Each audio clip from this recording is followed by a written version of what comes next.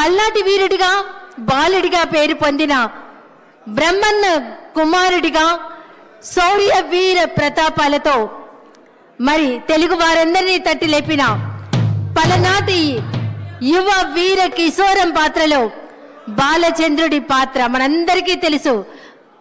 అమాత్యునిగా అంతకు మించినటువంటి గొప్ప నటులు వారి పర్యాటక సాంస్కృతిక సినిమాటోగ్రఫీ మంత్రుల వర్యులు గౌరవనీయులు శ్రీ సురేష్ గారు బాలచంద్రుడు ఏకపాత్రాభినయంతో తదుపరి మన ముందుకు రాబోతున్నారు. ఒక్కసారి గట్టిగా కర్తాల పళ్ళతో పాని ఆహ్వానిద్దాం.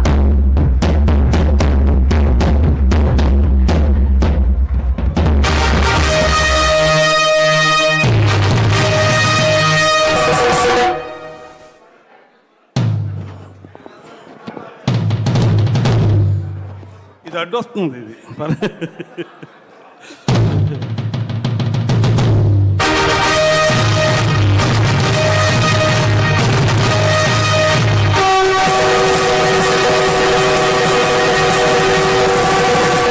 అదే రణభేరి. ఈ కుమార్తెలికి ఈ మారణ హోమానికి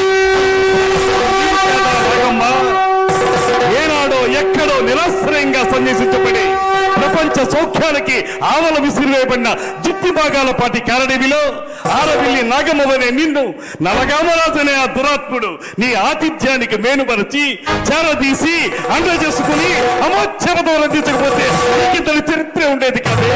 అఖండ పలనాటి సీమ ఖండ ఖండాలుగా నరకబడి అంతఃకలహాలతో రొమ్ము గుర్తుకుని పోయేది కాదే, రొమ్ము గుర్తుకుని పోయేది కాదు.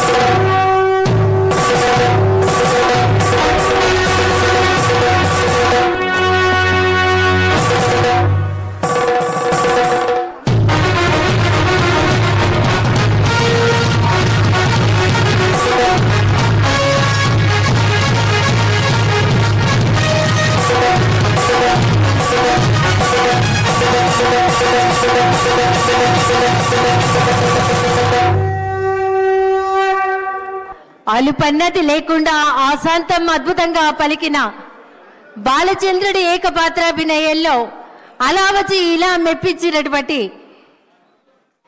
గౌరవ పర్యాటక సాంస్కృతిక సినిమాటోగ్రఫీ మంత్రివర్యులు శ్రీ కంద్ర దుర్గేష్ గారికి ఒక్కసారి గట్టిగా కర్తల త్వరలు అందిద్దాం. తర్వాత మరొక స్కిట్తో మన ముందుకి రాబోతున్నారు సమయం సందర్భం లేని ఎన్ ఈశ్వరరావు గారు, సుందరపు విజయ్ కుమార్ గారు, శాసనసభ్యుల బృందం. ఒకసారి కర్తాల త్వరలతో వారిని ఆహ్వానిద్దాం.